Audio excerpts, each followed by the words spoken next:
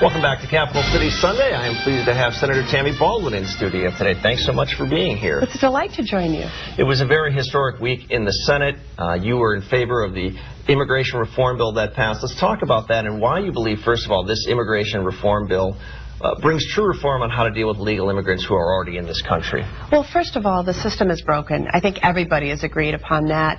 And we have been working on trying to pass a comprehensive immigration bill for years. In fact, it's been a generation since this issue has been dealt with in a comprehensive way. So I think the time is now.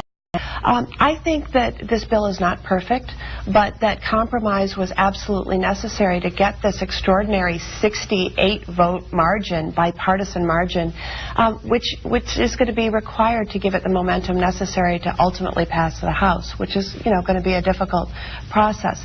That said, there were folks who insisted upon elements of the bill that added strength to border security on our southern border. And there is a tough, but I think fair, path to citizenship for those who are in the United States without documentation now. And in the state of Wisconsin, it helps us in various ways, but I think in particular in our agricultural sector where on dairy farms we've seen in recent years a vast increase in the number of immigrant workers that are working on dairy farms. Employers want the certainty and the stable workforce, and this is going to make a difference. Senator Ron Johnson voted against it. He was just here a few weeks ago, sounded very optimistic he could vote for it. What do you think ultimately was his reasoning for, or do you know? Can you talk to him, or could you read into that? You'd have to ask Ron Johnson. I certainly heard hope from colleagues who had been working with him that he might come on board the legislation. I don't know what ultimately caused him to vote no. I wish it were both of us because it matters so much to the state of Wisconsin, and groups, especially in the agricultural sector, across the ideological spectrum, were saying we need this, and so. But I hope that we can work to get it across the finish line. He and others, Chuck Grassley from Iowa, a lot of senators who voted against this said they did so because the border security elements in it aren't firm enough. In other words, it gives too much flexibility to President Obama or Homeland Security on how elements they're actually going to put in place or enforce. Is that a fair criticism? Well, I think that there was a lot of concern about what they were calling the trigger mechanism in the bill, that certain provisions of the bill would not go into effect until we had some certainty that our border security was tight.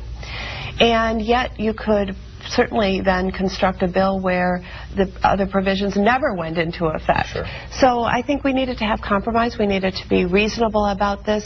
I also serve on the Homeland Security Committee. We had numerous hearings with our border security personnel, and I feel confident that they can achieve the goals that are set forth in the bill, therefore, as we said, triggering the path to citizenship, which is a tough but fair process. People who are here without documentation go to the back of the line, not the front of the line. And it's a lengthy process, but one that I think can give us confidence that we're doing it right. This is certainly historic legislation, but if it doesn't get through the House and signed into law, no one's going to remember it. And Paul Ryan, others have already said that it's dead on arrival there. They're going to work on their own immigration reform bill. If that's the case, is there any reason for optimism that this can be salvaged and some form of it will get to President Obama? Well, I think that the 68-vote margin in the U.S. Senate is a very, very encouraging sign. It was a really genuinely bipartisan process started by this gang of 8, 4 Republicans, 4 Democrats who put the blueprint together. Having served in the House for a number of years, if they decide that they have the political will to do this, they can do it. I think that's the big question right now.